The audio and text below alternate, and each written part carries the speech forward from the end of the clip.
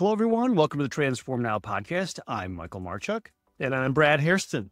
And this is our weekly pulse check on automation and AI news. And of course, as you know, we'll do 3 articles today, and each one of those articles will be linked in the show notes in case you want to go back and check our work. All right. So, Brad, we've got 3 interesting ones today. And start off with one from Time. Time Magazine has their website, one of their articles is called "The AI Revolution is Coming for Your Non-Union Job." And I thought it was pretty interesting, but the way they brought this up and they started talking about it was relating to the election cycle, which was interesting, indicating that whoever takes the presidency here in the United States will likely have an impact by generative AI during their presidency. So tell me what you thought of the way they presented this article and sort of the your take on the information they provided. Yeah, very interesting article. So it starts off making the point that neither of the presidential candidates have really fully addressed Gen AI and what's the impact it's going to have on jobs and workers in different industries and such. I don't know that that's incorrect. I do know that Trump is pretty tight with Elon Musk, who's a big AI advocate. So he runs around with him.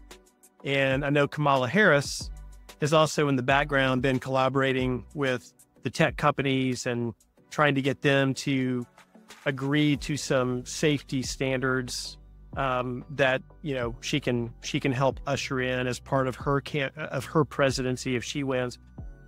So they're definitely talking to AI companies. They definitely have opinions as to what they're saying or not saying about Gen AI. That's certainly a sensitive topic, but I think it's broader than just Gen AI, right? Any technology disruption is gonna impact jobs. It's gonna impact people. And Brookings, I know, had some research that was cited in here, and you've had them on the podcast. They found that 30% of the workforce could see at least half of their work impacted by Gen AI.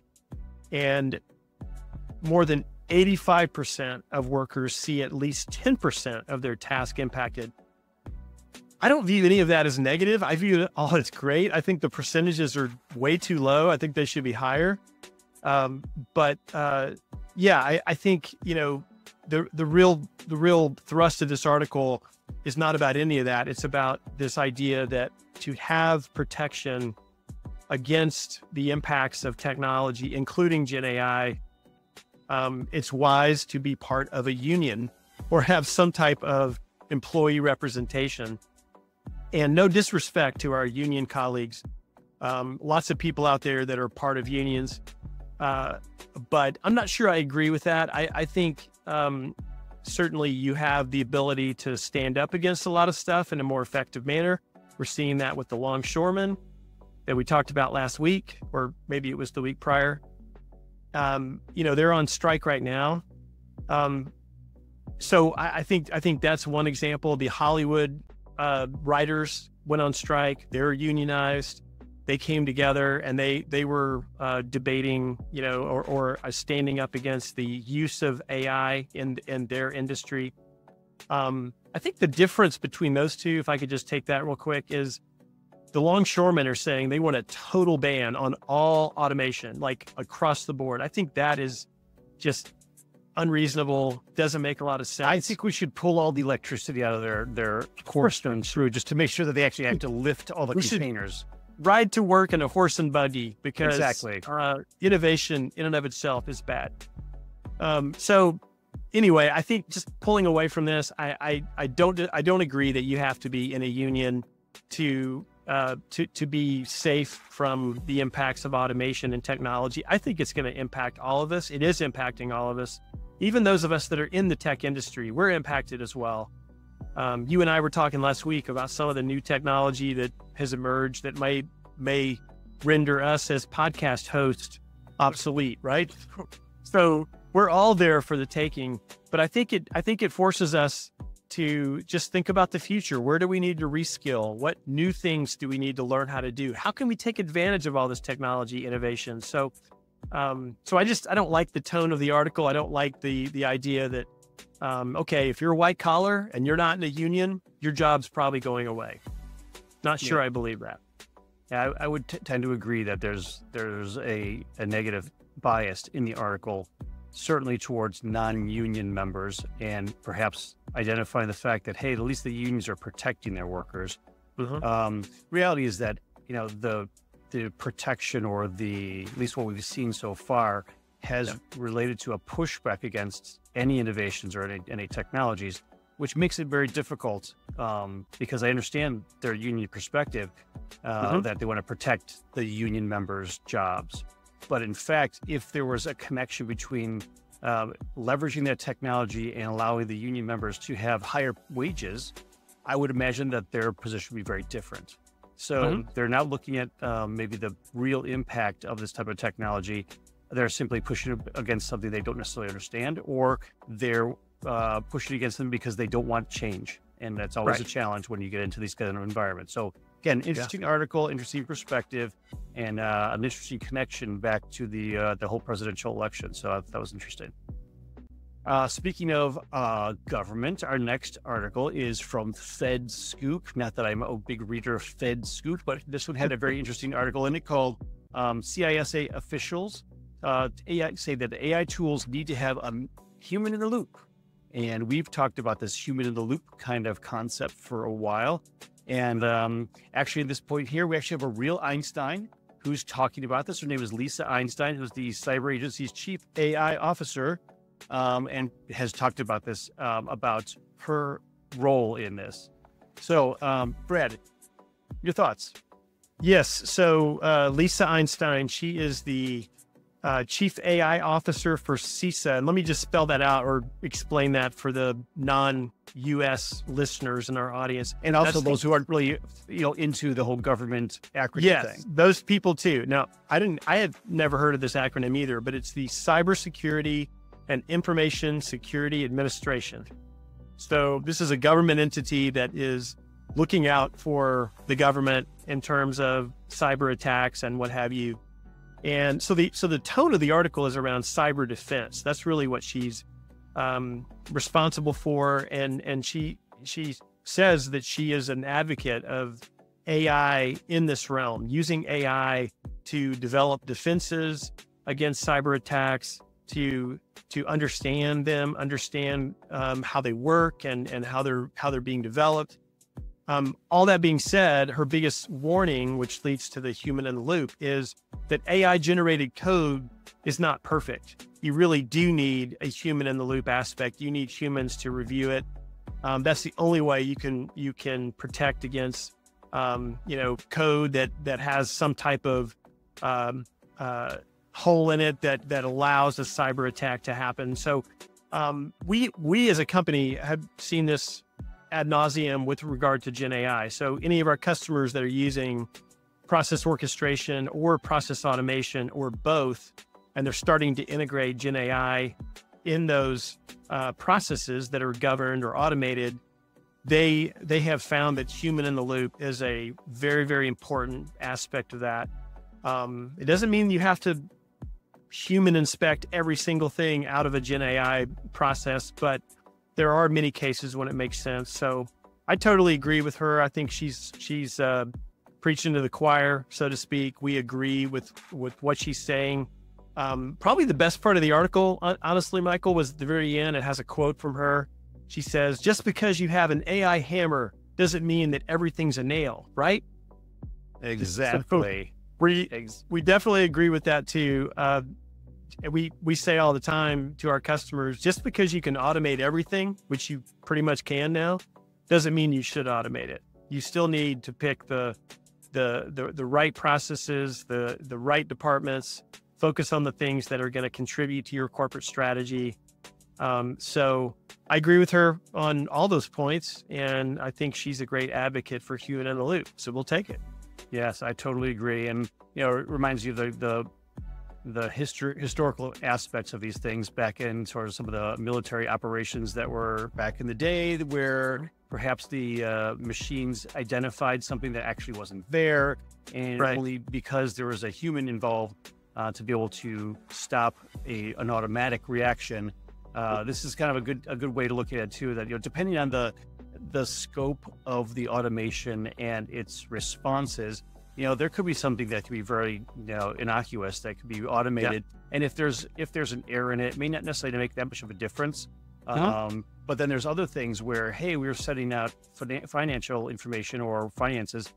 We want to make sure that after we get past a few zeros on those dollar amounts, that we really understand, in fact, that these are accurate, to ensure that we're not causing issues with it. So it really does. It's a risk associated kind of evaluation that we all want to do. And so the bigger the risk, the better the likelihood that you're going to want to have a human reviewing something before it just gets automatically automated, right? Yeah, certainly anywhere Gen AI is writing emails or communicating with your top customers, your priority customers, another good use case for human in the loop. So take a look at what they've written.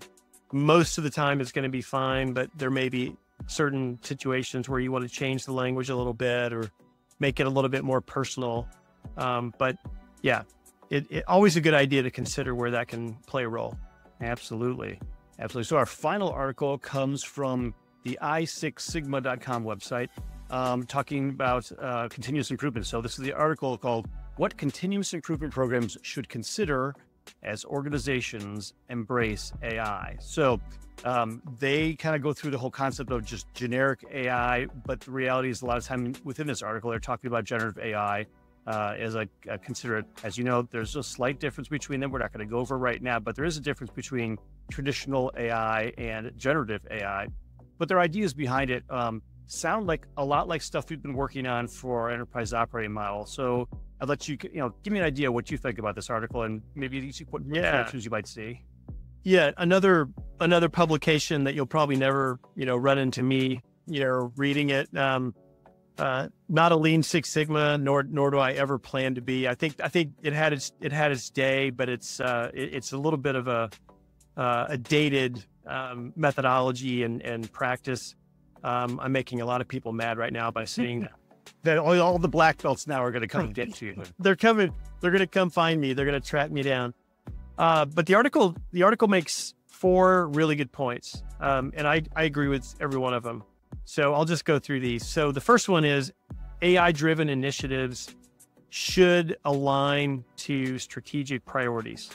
I mean, that's pretty basic, but we talk about that all the time. I mean, you can do a lot of great things with AI, and a lot of AI projects or pilots or POCs crop up all the time. But if you lose the connection or don't have a simple way to justify or rationalize how that relates to something that is of strategic importance to the company, then you're in dangerous territory. That means you're probably going to create something that is not going to really go all the way to bright, or it's not going to get funded, or it's not going to get the support it needs. So I 100% agree with that. Always, not just with AI, but any major program or initiative or big bet initiative, as my friend John Rossman talks about. Anytime you have those, they need to 100% align to strategic priorities. The second point they make is that employees need to be upskilled and reassured that AI will augment, not replace their roles. This relates to the article we just talked about, right? So, exactly. Absolutely. It's important to get people to be part of the change, not just impacted by the change. Bring them along, assure them that this is going to make their life better. And it's absolutely going to change their job, but it's going to change it in a good way. And it's going to give them the chance to learn new skills and do higher value work. I mean, that is the bottom line. So I totally agree with that. I think too many companies rush into this. They think everyone's going to be on board.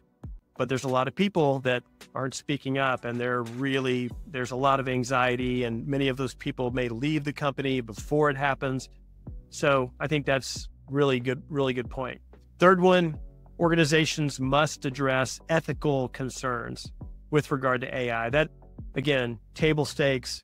You gotta deal with data privacy. You got to deal with the explainability of AI, with fairness. You got to address topics like bias. So many things that are absolutely essential. Most companies today that are doing anything with AI, their legal department is very intimately involved with it. It's definitely true of our company. And they should be, because there's so many different ethical and legal concerns and issues related to AI, and you can mitigate them very, very well. But you got to have a plan. You got to have an approach right up front.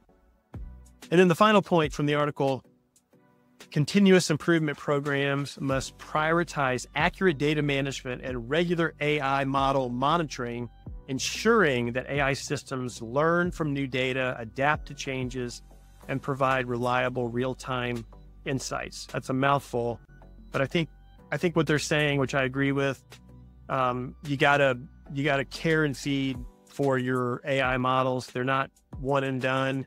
They're going to continually be upgraded and enhanced, new logic, new data, and they need to learn. They need to learn what works, what doesn't work, learn from the prompting that happens, learn from the successes that come out of it, learn from the failures that come out of it, and get better over time. I think that's one of the greatest things about AI, is that this learning capability is something, it's the gift that keeps on giving.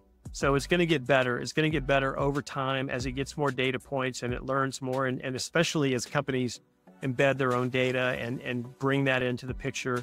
So four great points. I don't know that they're rocket science, or that there's a whole lot there that's hasn't been out there for a while, but it's good to have 4 points that you and I 100% agree with and that we've been talking about.